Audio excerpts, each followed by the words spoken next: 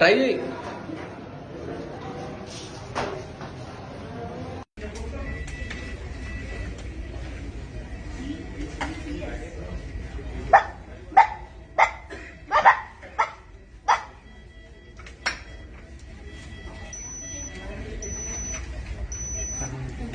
ఒక stray dog bite వల్ల తిను తన ప్రాణాలని కోల్పోయాడు. సో బ్రిజేష్ సోలంకి ఒక 22 ఛాంపియన్, తన ఫ్యామిలీ తను సఫర్ అవుతూ చనిపోవడం చూడడం తప్ప ఏమీ చేయలేకపోయారు because of lack of awareness and delaying the treatment to rabies. So rabies ని 100% ప్రివెంట్ చేయగలము టైమ్లీ వ్యాక్సినేషన్ తో, లేదంటే అది 100% ఫేటల్.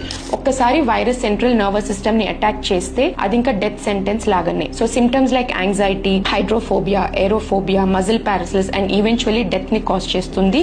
అండ్ దీనికి ఎటువంటి ట్రీట్మెంట్ లేదు. ఇది కేవలం డాగ్ బైట్స్ వల్లనే కాదు, ఇన్ఫెక్ట్ అయిన వేరే animals like monkeys, rods, cats వంటి వేరే యానిమల్స్ వల్ల బైట్స్, స్క్రాచెస్ లేదంటే ఓపెన్ వూండ్స్ పైన లిక్ చేసినప్పుడు కూడాను రేబీస్ ట్రాన్స్మిట్ అవ్వడం జరుగుతుంది. అండ్ ఈ వీడియోని వీలైనంత మందితో షేర్ చేయండి to create awareness, lack of which has taken the